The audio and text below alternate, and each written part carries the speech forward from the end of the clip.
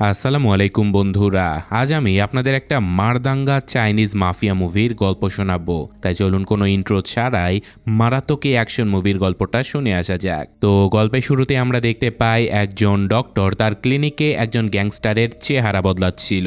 এই গ্যাংস্টার আসলে আগে চাইনিজ মাফিয়াদের হয়ে চুরি করত, কিন্তু একদিন সে ওই মাফিয়াদেরকে ধোঁকা দিয়ে অনেকগুলো সোনা নিয়ে পালিয়ে যায়। এখন তার পেছনে পুলিশও পড়ে আছে, আর মাফিয়ারাও তাকে মারার জন্য উঠে পড়ে লেগেছে। তাই বাঁচার জন্য সে তার আঙ্কেলের কাছে যায়, আর তার আঙ্কেল তাকে নিজের পরিচয় বদলে ফেলার পরামর্শ দেয়। আর এখন যেহেতু দ্রুত এই কাজটা করতে হবে, তাই আধুনিক কোনো যন্ত্রপাতি ছাড়াই খুবই যন্ত্রণাদায়কভাবে তার চেহারাটা বদলে দেয়া হয়, আর সে একটা নতুন পরিচয় পেয়ে যায়। অন্যদিকে মাফিয়ার ভয়ঙ্কর লোক ড্রাগন লি তার খোঁজে বেরিয়েছিল, আর খুঁজতে খুঁজতে সে ওই ডক্টরের দোকানে পৌঁছেও যায়। সেখানে তার লোকেরা সব কিছু তছনছ করে ফেলে আর ওই ডক্টরকে টর্চার করতে থাকে। সোনা তো তারা এখানে পেয়ে যায়, কিন্তু ওই গ্যাংস্টারকে তারা কোথাও পায় না। সেই আঙ্কেল আসলে আগেই তাকে লুকিয়ে পড়ার কথা বলে দিয়েছিল, কিন্তু আঙ্কেলের ওই অবস্থা দেখে ওই লোকটা কোনোভাবে নিজেকে সামলাতে পারে না, তাই সে অসুস্থ অবস্থাতেই সবার সামনে চলে আসে। তারপর শুরু হয় তাদের সরাসরি লড়াই, আর এখানে লি তাকে খুবই বাজেভাবে মারতে থাকে আর একটা ধারালো হাড় তার পেটের ভেতরে ঢুকিয়ে দেয়। যন্ত্রণা এতটাই বেশি ছিল যে যে কেউ এখানে হার মেনে নিত, কিন্তু সে থামে না। শেষ নিঃশ্বাস পর্যন্ত লড়াই করার জেদ তার ভেতরে তখনও অবশিষ্ট ছিল। তাই লি এখন তাকে তুলে মাটিতে আছাড় মারে, আর যখন সে তাকে গুলি করতে যাবে ঠিক তখনই হঠাৎ করে তার আঙ্কেল পেছন থেকে লির শিরার ভেতরে একটা সূচ ঢুকিয়ে দেয়। কিছুক্ষণের জন্য লির পুরো শরীর অবশ হয়ে যায়, আর এটাই ছিল তাদের কাছে একমাত্র সুযোগ। তাই ওই গ্যাংস্টার তার পুরো শক্তি দিয়ে লির উপরে ঝাঁপিয়ে পড়ে আর তাকে খুব বাজেভাবে মারতে শুরু করে। কিন্তু লিও কম ছিল না, সে একটা কাচের বোতল তুলে তার পায়ের ভেতরে ঢুকিয়ে দেয়, আর এখন তার অবস্থা আরও বেশি খারাপ হয়ে যায়। সে এখন ঠিকমতো দাঁড়াতেও পারছিল না, তাই নিজের শেষ শক্তিটুকু জমিয়ে সে একটা জোরদার ঘুষি মারে লিকে। এতটাই জোরে মেরেছিল যে লি বেশ কয়েক ফুট দূরে গিয়ে পড়ে, আর সে সাথে সাথে তার আঙ্কেলের কাছে ছুটে চলে যায়। তাকে দেখে পরিষ্কার বোঝা যাচ্ছিল যে তার অবস্থা খুবই খারাপ হয়ে গেছে। সে তার আঙ্কেলকে সাহায্য করতেই যাবে ঠিক তখনই লি তার শেষ চালটা চেলে দেয়। সে একটা গ্রেনেড তাদের দিকে ছুঁড়ে মারে, আর পরের মুহূর্তে একটা ভয়ঙ্কর বিস্ফোরণ হয়। আর লি ভেবেই নিয়েছিল যে এখানে সব শেষ হয়ে গেছে, সবাই মারা গেছে। তাই পুলিশ আসার আগেই সে ওখান থেকে পালিয়ে যায়। কিন্তু গল্পটা এখানে শেষ হয় না, কারণ ধোয়ার মধ্যে আমরা দেখতে পাই যে ওই গ্যাংস্টারটা এখনও বেঁচে আছে। আসলে তার আঙ্কেল গ্রেনেডের উপরে নিজে ঝাঁপিয়ে পড়ে তার জীবনটাই যাত্রায় বাঁচিয়ে দিয়েছে। তাই সেই গ্যাংস্টার তার আঙ্কেল অর্থাৎ ওই ডক্টরকে ওই অবস্থায় ফেলে কোনোভাবেই যেতে চায় না। কিন্তু শেষ নিঃশ্বাস যাবার আগে তার আঙ্কেল তাকে বলে যে দেখো, এখান থেকে অনেক দূরে চলে যাও আর একটা নতুন জীবন শুরু করো। এবার সে তার আঙ্কেলের কথা মেনে নেয় আর পেছনে না তাকিয়ে এখান থেকে চিরদিনের জন্য চলে যায়। আর এভাবেই সময় গড়ায় 1 বছর 2 বছর করে পুরো 15টা বছর কেটে যায়, আর তারপর আমরা আবারও তাকে দেখতে পাই। সে এখন কোনো গ্যাংস্টার নয়, বরং শান্ত জীবনযাপন করা একজন সাধারণ মানুষ হয়ে গেছে। সে এখন একজন শেফ হয়ে গিয়েছিল যে কিনা শুধুমাত্র ভালো খাবার বানাতে পারে, আর নিজের দুনিয়াতেই সে সম্পূর্ণভাবে মগ্ন হয়ে থাকে। সব লোকেরা তাকে আঙ্কেল চ্যান নামে চেনে, কিন্তু সেই লোকেদের কোনো ধারণাই ছিল না যে তার অতীতে কত রক্ত, কত যন্ত্রণা আর কত বড় একটা গল্প লুকিয়েছিল। তো এত কিছু হবার পরেও চ্যান সেই সোনাগুলোতে কখনো হাত পর্যন্ত লাগায়নি। কোটি টাকার সম্পত্তি তার কাছেই পড়েছিল, কিন্তু সে ওটাকে লুকিয়ে রেখে দেয় আর নিজে একজন সাধারণ মানুষের মতো পুরোটা জীবন কাটাতে শুরু করে। একদিন সে তার রেস্টুরেন্টে কাজ করতে যাচ্ছিল, ঠিক তখনই তার বিজনেস পার্টনার মিনা বাইরে অদ্ভুত কিছু একটা দেখে ফেলে। আসলে কিছু ছেলে একটা মেয়েকে ঘিরে দাঁড়িয়েছিল আর চুপি চুপি তার ড্রিঙ্কসের ভেতরে কিছু একটা মিশিয়ে দিচ্ছিল। মিনা এই সব কিছু দেখে ফেলে আর সাথে সাথে ওই ছেলেগুলোকে থামানোর চেষ্টাও করে, কিন্তু ওই ছেলেরা উল্টে তাকে ধমকাতে শুরু করে আর বলে যে তুই জানিস না আমাদের বসকে। চ্যান এই সব কিছুই দেখছিল। সে চাইলে এক পলকে তাদের সকলের খেলা শেষ করে দিতে পারত, কিন্তু সে নিজেকে আটকায়। সে শুধুমাত্র চুপচাপ বিষয়টা সামাল দেবার চেষ্টা করে যাতে ঝামেলাটা ওখানেই শেষ হয়ে যায়। আর তখনই একজন পুলিশ অফিসারও এখানে চলে আসে। তো প্রথম দেখায় মনে হয় যে এবার হয়তো সব কিছু ঠিক হয়ে যাবে, কিন্তু পুরো ঘটনাটা উল্টো হয়ে দাঁড়ায়। মিনা পুলিশটাকে সবকিছু বলে দেয়, কিন্তু পুলিশটা সরাসরি প্রমাণ চায় আর কিছু না ভেবে ওই ড্রিঙ্কসটা নিচে ফেলে দেয়। সেই মুহূর্তে পরিষ্কার হয়ে যায় যে সে নিজেও এই পুরো খেলারই একটা অংশ ছিল।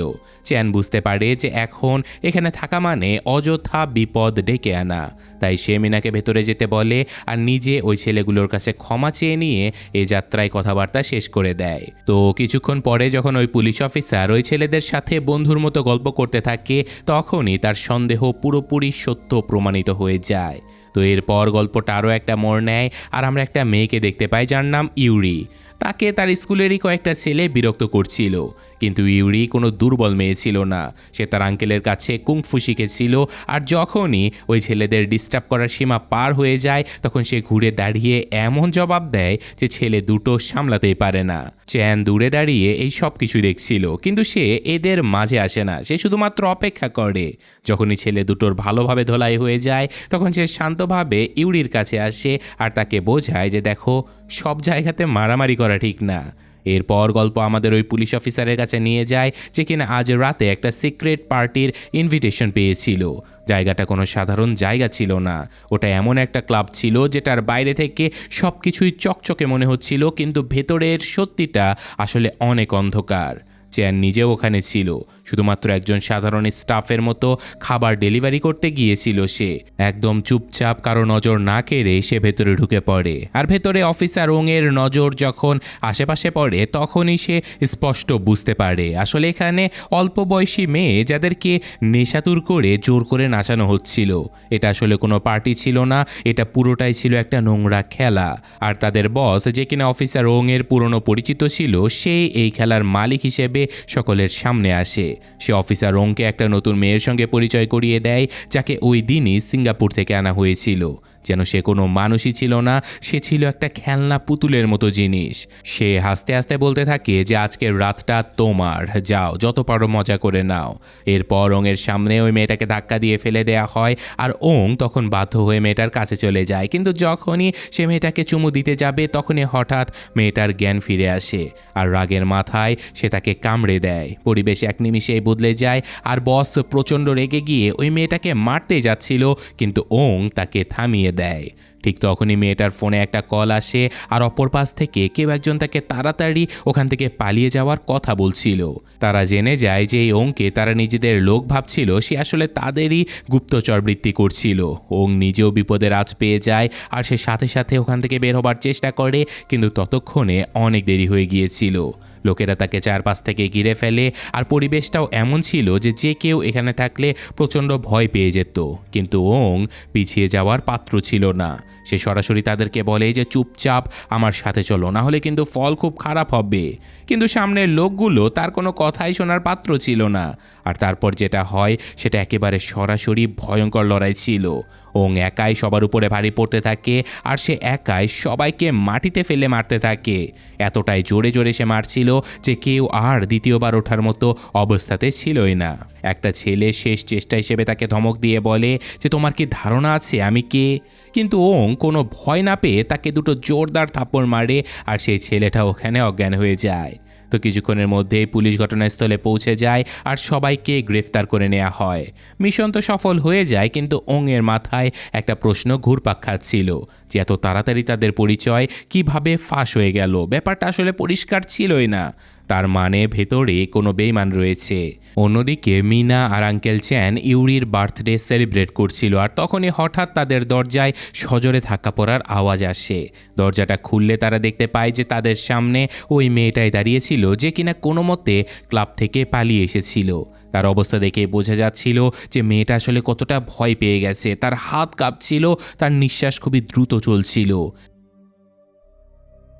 চ্যান তাকে ভেতরে নিয়ে আসে, তাকে শান্ত করে, আর যখন ওই মেয়েটা কথা বলতে থাকে তখন তার গল্প শুনে সবাই অবাক হয়ে যায়। সে এখানে তার বয়ফ্রেন্ডের সঙ্গে দেখা করতে এসেছিল, যার সাথে তার একটা অনলাইন ডেটিং সাইটে পরিচয় হয়েছিল। কিন্তু সেটা আসলে ভালোবাসা ছিলই না, সেটা ছিল একটা ফাঁদ। ছেলেটা তাকে ধোঁকা দেয়, তার পাসপোর্ট কেড়ে নেয়, আর তাকে সরাসরি চাইনিজ মাফিয়াদের হাতে বিক্রি করে দেয়। এখন সে শুধুমাত্র পালিয়ে কোনো রকমে এখানে অবধি পৌঁছে গেছে, কিন্তু আসল বিপদ এখনও তার পেছনেই ছিল। মিনা ইভা নামের ওই মেয়েটাকে কিছুটা পানি আর খাবার দেয়, আর ধীরে ধীরে তাকে সামলায় আর ভরসা দিয়ে বলে যে চিন্তা করো না, তুমি এখানে সুরক্ষিত আছো। কিন্তু চ্যান ভেতর থেকে অনেক অস্থির ছিল, কারণ সে জানে যে এমন লোকেদের সঙ্গে ঝামেলায় জড়ানো মানে সরাসরি মাফিয়াদের বিপদ ডেকে আনা। আর এখন সে নিজের নতুন জীবন বা কাছের মানুষদের কোনো বিপদে ফেলতে চায় না। তাই সে পরিষ্কারভাবে বলে যে এই মেয়েটার এখন পুলিশের কাছে যাওয়া উচিত। কিন্তু মিনা তাকে থামিয়ে দেয় আর বোঝায় যে মেয়েটা আসলে এখন খুবই খারাপ অবস্থায় আছে। সে তাকে বলে যে দেখো, এত রাতে ওই মেয়েটা একা কোথায় যাবে বলো, তার চেয়ে ও আমাদের সঙ্গেই থাকুক। এই কথা বলে সে এটাও কথা দেয় যে সকালবেলা সে নিজেই ওই মেয়েটাকে পুলিশ স্টেশনে নিয়ে যাবে। কিন্তু সে চ্যানকে বলে যে আজকের রাতটা প্লিজ মেয়েটাকে এখানেই থাকতে দাও। তো অনেক বোঝানোর পরে চ্যান রাজি তো হয়ে যায়, কিন্তু তার একটুও ভয় কমে না। আসলে মিনার কাছে এই মেয়েটাকে সাহায্য করা শুধুমাত্র কোনো অচেনা মানুষকে সাহায্য করাই ছিল না, বরং এটা তার নিজেরই জীবনের একটা গল্পের অংশ ছিল। আসলে কয়েক বছর আগে এই মিনা নিজেও ঠিক একইভাবে অচেনা দেশে গিয়ে ফেঁসে গিয়েছিল, আর অনেক লোকেরা তাকে বিভিন্নভাবে ব্যবহার করার চেষ্টাও করেছিল। তাকে রীতিমতো ভেঙে টুকরো টুকরো করে দিয়েছিল। আর একটা সময় এমন এসেছিল যখন মিনা তার মেয়েকে সাথে করে নিয়ে নিজেদের জীবনটাই শেষ করে দেবার সিদ্ধান্ত নিয়ে ফেলে। কিন্তু ঠিক সেই সময় চ্যান তার জীবনে আসে আর তাকে দ্বিতীয় একটা সুযোগ করে দেয়। তাই আজকে মিনা এই মেয়েটাকে বাঁচিয়ে ওই একই ঋণ অন্য কারোর জন্য মেটাতে চাচ্ছিল। তো এখন পরদিন সকালে তাদের যখন পুলিশ স্টেশনে যাবার কথা, তখনই সবকিছু বদলে যায়। মিনা রেস্টুরেন্টের পরিষ্কার পরিচ্ছন্নতার কাজ করছিল, ঠিক তখনই কয়েকজন লোক সেখানে এসে পৌঁছায়। মিনা তাদেরকে বলে যে দোকান তো এখন বন্ধ, কিন্তু সেই লোকেরা মিনার কোনো কথা না শুনে জোর করে দোকানের ভেতরে ঢুকে পড়ে। তাদের চোখ শুধুমাত্র একটা জিনিসই খুঁজছিল, সেটা হলো ইভা নামের ওই মেয়েটাকে। আর কিছুক্ষণ পরেই তারা ওই মেয়েটাকে খুঁজেও পেয়ে যায়। কিন্তু কথা এখানে শেষ হয় না, তারা ইভার সাথে সাথে মিনার ছোট্ট মেয়েটাকেও তুলে নিয়ে যায়। মিনা তাদেরকে আটকানোর অনেক চেষ্টা করে, কিন্তু ওই লোকগুলো তাকে খুবই বাজেভাবে মারতে থাকে আর দুজনকেই নিয়ে এখান থেকে বেরিয়ে চলে যায়। অন্যদিকে চ্যান বাজার থেকে শাকসবজি নিয়ে বাড়িতে ফিরছিল, তখনই রাস্তায় তার গাড়িতে ধাক্কা দিয়ে গাড়িটা উল্টে দেয়া হয়। চ্যান কোনো রকমে বাইরে বেরিয়ে আসে আর সে নিজের মেয়েকে দেখে তাকে বাঁচানোর জন্য দৌড়ানোর চেষ্টা করে, কিন্তু তার পায়ে পাওয়া আঘাতটা তাকে কোনোভাবেই সামনে এগোতে দেয় না। এরপর সে কোনো রকমে সোজা পুলিশ স্টেশনে গিয়ে পৌঁছায়, এই আশাতে যে হয়তো এবার কোনো সাহায্য পাওয়া যাবে। কিন্তু একজন পুলিশ অফিসার তাকে একেবারে ঠান্ডা গলায় এড়িয়ে যায়। সে তাকে বলে যে দেখুন, বাড়িতে যান, আর কিছু আমরা যদি জানতে পারি তাহলে আপনাকে জানিয়ে দেব। এরপর সে তাকে অনেকগুলো মিসিং ফাইল দেখায়, যেন সে এটাই বোঝাতে চাচ্ছিল যে দেখো, তুমি একা নও, তোমার মতো অনেক লোকেরা এইসব মিসিং ডায়েরি করে গেছে, আমাদের হাতে অনেক কাজ রয়েছে। ঠিক তখনই ওখানে অফিসার ওং চলে আসে। তার নজর একজন সন্দেহভাজন লোকের উপরে পড়ে, ঠিক ওই লোকটা যে কিনা এর আগের রেইডের সময় তাদের হাতে ধরা পড়েছিল। তার কাছে কিছু পাওয়া যায়নি, তাই সেই লোকটা ছাড়া পেয়ে যাচ্ছিল। কিন্তু অফিসার ওং চুপচাপ একটা চাল চেলে দেয়। সে কাউকে কিছু না জানিয়ে তার পকেটে কিছু একটা ঢুকিয়ে দেয়, আর তারপর বাকি পুলিশদের আবারও তল্লাশি নিতে বলে। আর এখন খেলা পুরোপুরি উল্টে যাচ্ছিল, আর অফিসার ওং এবার যে কোনো মূল্যে সত্যটা তার কাছ থেকে বের করে আনতে চাচ্ছিল। সে ওই ফাইলগুলো মনোযোগ দিয়ে দেখতে থাকে। ঠিক তখনই তার নজর দুটো চেহারার উপরে আটকে যায়। একজন হলো ইউরি আর অন্যজন হলো ওই মেয়েটা যাকে সে গতকাল রাতে ক্লাবে দেখেছিল। এবার সকল সূত্র সে একসঙ্গে মেলাতে শুরু করে, আর সে আন্দাজ করে ফেলে যে এই বিষয়টা আসলে আরও অনেক বড়। আর সে এটাও জেনে যায় যে এই পুরো খেলার রাস্তাটা আসলে কোন দিক দিয়ে যায়। সে সোজা ইভার বয়ফ্রেন্ডের কাছে গিয়ে পৌঁছায়, ঠিক সেই ছেলেটা যে কিনা ইভাকে ধোকা দিয়ে এই জালে ফাঁসিয়েছিল। অফিসার ওং তাকে জিজ্ঞাসা করে যে মেয়েটা কোথায়। পরিষ্কারভাবে সে অফিসারকে মানা করে দেয় আর বলে যে দেখো, উকিল ছাড়া আমি একটা শব্দও বলবো না। অফিসার ওং একটু হালকা করে হাসি দেয়, যেন সে আগে থেকে জানতো যে এই জেদ আসলে কতক্ষণ টিকবে। তাই সে গার্ডদেরকে বলে যে এর জন্য কফি নিয়ে এসো। আর গার্ডেরা বাইরে যাবার সাথে সাথে পরিবেশ একেবারে বদলে যায়। মাত্র কয়েক মিনিটের মধ্যেই কোনো শব্দ না করে সে তার মুখ থেকে সব কিছু বের করে নেয়। এখন তার কাছে ওই তথ্যটা এসে যায় যেটাকে সে খুঁজে চলেছিল। এরপর সে তার রিপোর্ট কমিশনার সাইমনকে দেয়, আর সাইমন তার এই সাফল্য দেখে অনেক খুশি হয়ে যায়। ধীরে ধীরে এটাও পরিষ্কার হয়ে যায় যে তাদের মধ্যে সম্পর্কটা শুধুমাত্র অফিসের নয়। সাইমন ছিল তার আঙ্কেলের মতোই। তিনি অফিসার ওংকে এই জায়গা পর্যন্ত পৌঁছে দিয়েছিলেন। তিনিই ছিলেন যে কিনা অফিসার ওংকে পুলিশের ইউনিফর্ম পর্যন্ত যাওয়ার রাস্তাটা দেখিয়ে দিয়েছিলেন। তারপর দুজন এমন একটা জায়গাতে চলে যায় যেখানে সবকিছু আরও বেশি পার্সোনাল ছিল। তারা তার বাবার কবরের সামনে গিয়ে দাঁড়ায়, আর এখানে একটা বড় সত্যি সামনে চলে আসে। আসলে 15 বছর আগে যে বাচ্চাটা ওই গ্যাংস্টারকে পালাতে দেখেছিল সে আর কেউ নয়, সে ছিল স্বয়ং অফিসার ওং। সেই দিনই মূলত তার ছোটবেলাটা পুরোপুরি শেষ হয়ে যায়, কারণ তার বাবা একজন পুলিশ অফিসার ছিল আর ওই দিন তার ওই এলাকাতেই ডিউটি ছিল। কিন্তু ওং যখন বাইরে তার বাবার কাছে পৌঁছায় তখন সে দেখতে পায় তার বাবা মাটিতে পড়ে আছে, যার গায়ে গুলি লেগে গিয়েছিল।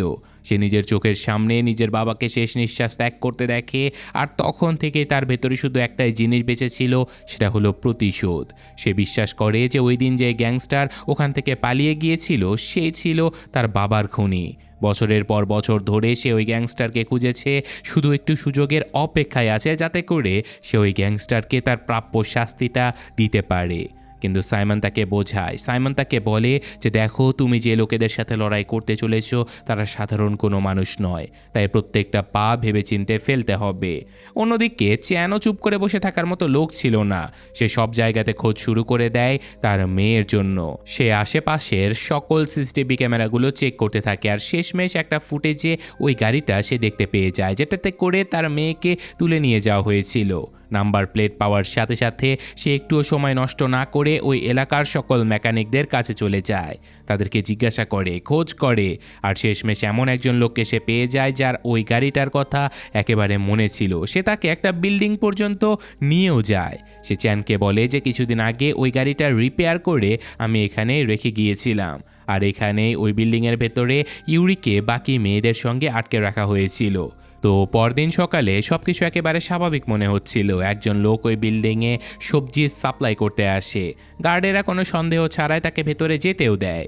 কিন্তু এবার একটা তফাৎ ছিল, কারণ ওই ঝুড়িগুলোর ভেতরে চ্যান নিজে লুকিয়েছিল, আর সঠিক সুযোগের অপেক্ষায় সে চুপচাপ ভেতরে পৌঁছে যায়, কাউকে কিচ্ছু টের পেতে দেয় না। আর অন্যদিকে অফিসার ওং নিজেও ওই বিল্ডিং পর্যন্ত পৌঁছে যায়, আর এখন সে তার নিজের ডিপার্টমেন্টের উপরে আর কোনো ভরসা করে না, তাই সে একাই সকল প্রমাণ জোগাড় করার সিদ্ধান্ত নেয়। সে দেয়াল টপকে ভেতরে ঢুকে যায়, আর ভেতরে পৌঁছাতে কয়েকজন ডাক্তারের কথা সে শুনে ফেলে। তারা কোনো পেশেন্টের চোখ তুলে নেবার ব্যাপারে কথা বলছিল, একদম এমনভাবে কথা বলছিল যেন এটা একেবারে সাধারণ অপারেশন।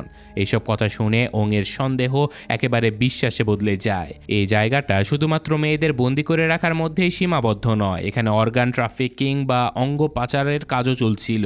ঠিক তখনই উপরের দিকে চ্যান ধীরে ধীরে সামনে এগিয়ে যায়, আর সে যা দেখে সেটা কোনো দুঃস্বপ্নের চেয়ে কম ছিল না।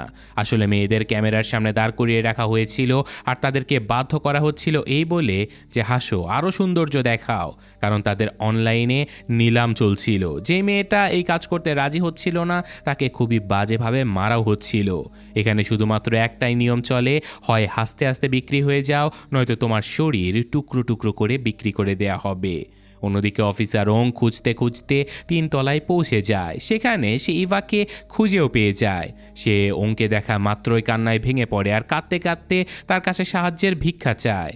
ওংয়ের কাছে এই মুহূর্তটা একেবারেই সহজ ছিল না, কিন্তু সে জানতো যে এখন যদি সে তাড়াহুড়ো করে ফেলে তাহলে পুরো নেটওয়ার্কটাই এখান থেকে বেঁচে পালিয়ে যাবে। সে তাকে ভরসা দিয়ে বলে যে চিন্তা করো না, আমি অবশ্যই ফিরে আসব, আমি তোমাকে অবশ্যই বাঁচাবো। আর তারপর ওং আরও সামনে এগিয়ে যায়। কিছুক্ষণ পরে সে একটা ঘরে গিয়ে পৌঁছায়, আর সেখানে যা দেখে সেটা তার ভাবনার চাইতেও অনেক বেশি ভয়ঙ্কর ছিল। সেখানে একটা মেয়ের লাশ ছিল যার শরীরের সকল অঙ্গ প্রত্যঙ্গ বের করে নেওয়া হয়েছে। অন্যদিকে চ্যান একজন গার্ডের পিছু নিতে নিতে একটা ঘরে গিয়ে পৌঁছায়। ভেতরে অনেকগুলো মেয়ে বন্দি ছিল। ঠিক তখনই তার নজর মাটিতে পড়ে থাকা একটা ছোট্ট লজেন্সের উপরে পড়ে। এটা ওই লজেন্সই ছিল যেটা সে তার মেয়ে ইউরিকে জন্মদিনে দিয়েছিল। ব্যাস, এবার তার বিশ্বাস হয়ে যায় যে তার মেয়ে আসলে এখানেই আছে। সে প্রচণ্ড রাগে ওই গার্ডের উপরে ঝাঁপিয়ে পড়ে আর তাকে মেরে অজ্ঞান করে ফেলে। কিন্তু পরের মুহূর্তে এক ভয়ঙ্কর সত্যি তার সামনে আসে। আসলে ইউরিকে কাল রাতেই অন্য কোথাও শিফট করে দেয়া হয়েছে, আর বাকি মেয়েগুলোর অবস্থা দেখে সে বুঝতে পারে যে ইউরির অবস্থা একেবারে ভালো নেই। আসলে তাদের পেটের উপরে থাকা কাটা দাগ পরিষ্কার বলে দিচ্ছিল যে আজ রাতে এদের সঙ্গে কি হতে চলেছে। সে এই মেয়েগুলোকেও বাঁচাতে চায়, কিন্তু ঠিক তখনই সেখানে অফিসার ওং চলে আসে।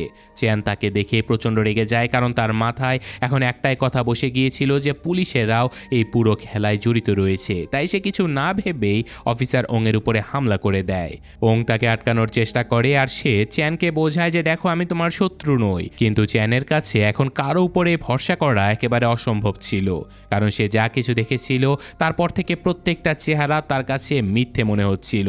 তাই আওয়াজ শুনে ততক্ষণে একজন গার্ড আবার উপরে চলে আসে, কিন্তু চ্যান আর ওং সাথে সাথেই দরজার পেছনে লুকিয়ে পড়ে। এই গার্ডটা সামনে এগিয়ে বের হতে তারা দুজন আবারও সামনাসামনি চলে আসে আর তাদের লড়াই আবারও শুরু হয়ে যায়। এবার তাদের লড়াই এতটাই ভয়ঙ্কর ছিল যে পাশে থাকা একটা আলমারি পড়ে যায়, আর ঠিক এই আওয়াজটাই সবাইকে অ্যালার্ট করে দেয়। নিচে বসে থাকা হ্যান্ডলারেরা বুঝে যায় যে উপরে কিছু একটা গন্ডগোল হয়েছে, তাই সাথে সাথে তারা সকল গার্ডসকে 3 তলায় পাঠিয়ে দেয়। কিন্তু ততক্ষণে চ্যাং আর ওং এর মাঝের ভুল বোঝাবুঝি পরিষ্কার হয়ে গেছে। এখন তারা দুজন একে অপরের বিরুদ্ধে নয় বরং একসঙ্গে দাঁড়ায়, আর তারপর শুরু হয় আসল লড়াই। কারণ চারদিক থেকে গার্ডরা তাদেরকে মারার জন্য তাদের উপরে ঝাঁপিয়ে পড়ে, আর এখানে লাঠি, রড, অস্ত্র যার হাতে যা ছিল সব কিছু নিয়ে মারামারি শুরু করে দেয়। কিন্তু ওং একে একে সবাইকে মারতে মারতে মাটিতে ফেলতে শুরু করে, যেন সে থামতেই জানে না। যারা তার হাত থেকে বেঁচে যাচ্ছিল চ্যান তাদেরকে শেষ করে দিচ্ছিল। আর এখানে দুজন মিলে তাদের দিকে আসা প্রত্যেকটা মানুষকে আটকে দেয়, কিন্তু গার্ডদের সংখ্যা ধীরে ধীরে যেন বেড়ে যাচ্ছিল। অবস্থা এমন হয়ে যায় যে এতগুলো গার্ডসকে সামলানো খুবই মুশকিল হয়ে যাচ্ছে। ঠিক তখনই চ্যান 15 বছর পর আরও একবার তার পুরনো শক্তি প্রয়োগ করে। সে একটা মারাত্মক আঘাত করে আর তার সামনে দাঁড়িয়ে থাকা অনেকগুলো লোক একসঙ্গে মাটিতে পড়ে যায়।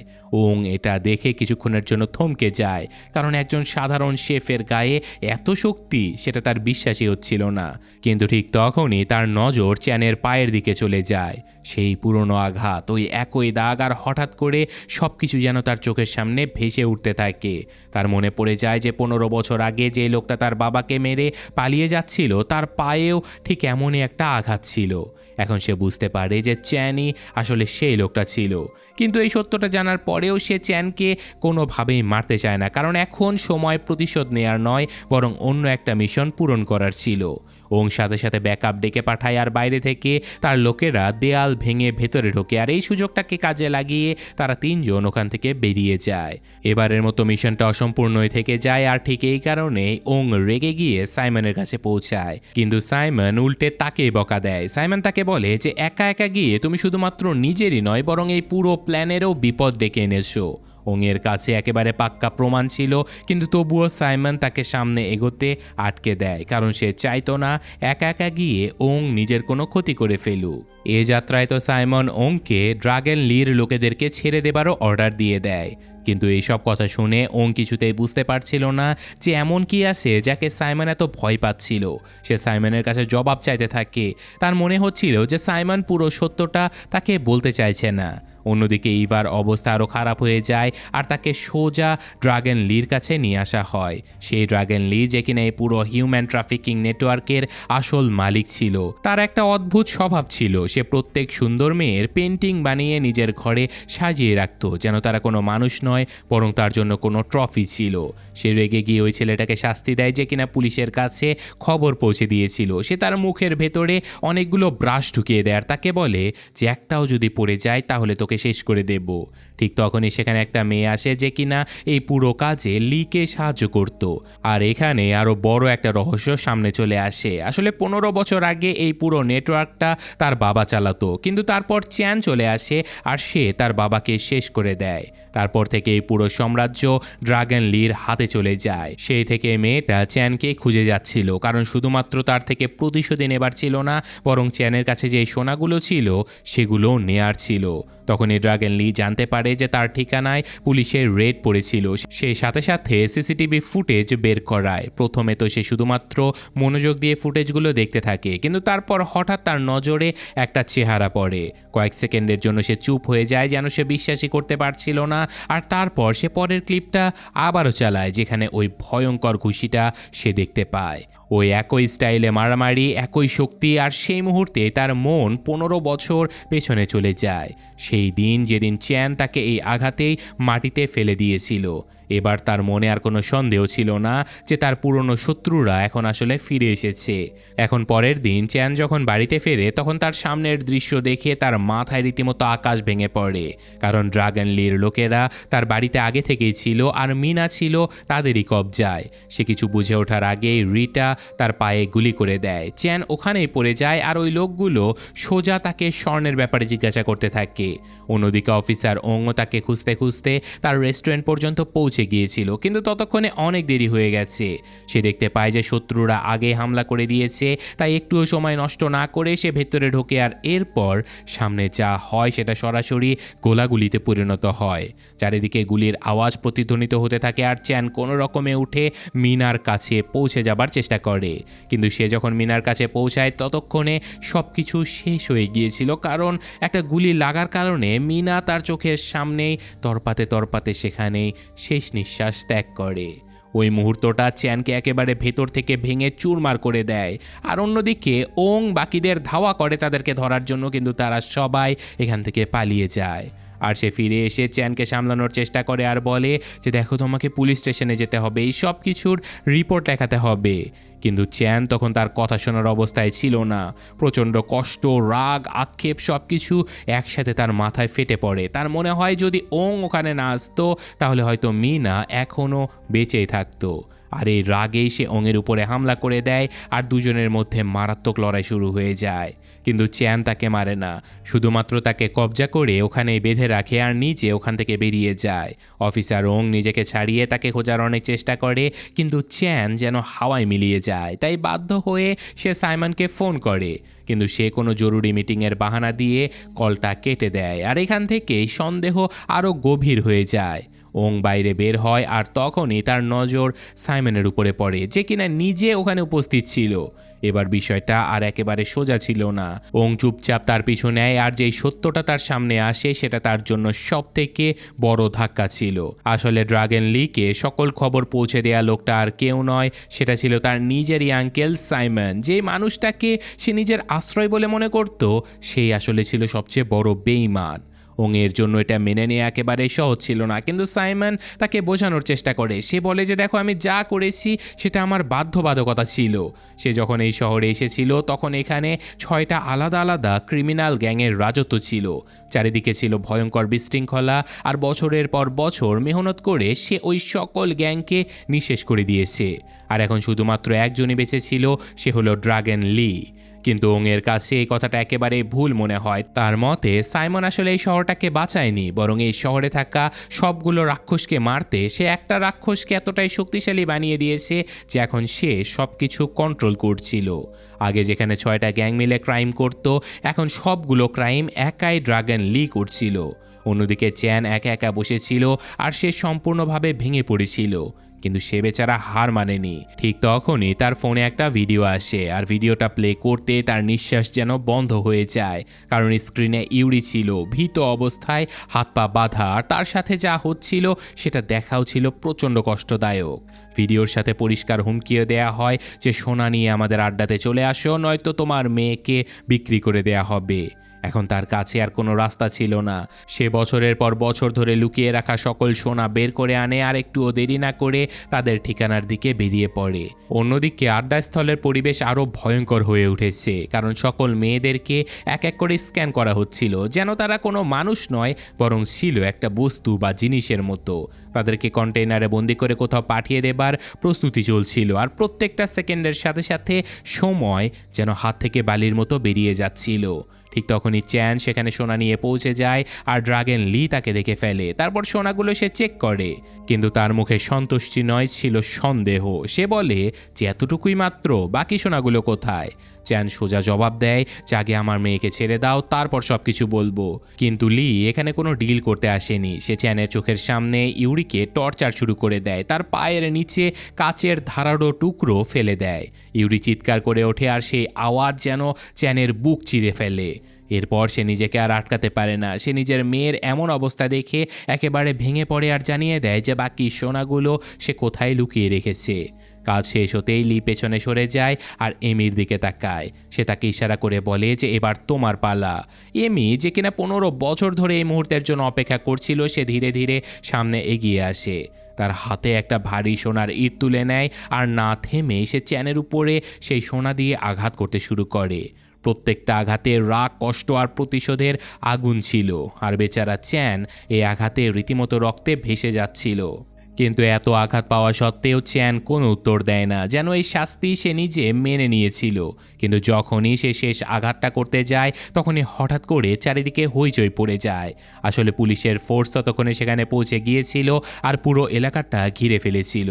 সব কিছু এক পলকেই বদলে যায়। আসলে চ্যান এখানে খালি হাতে আসেনি, সে আগেই সকল ধরনের প্রস্তুতি নিয়ে রেখেছিল।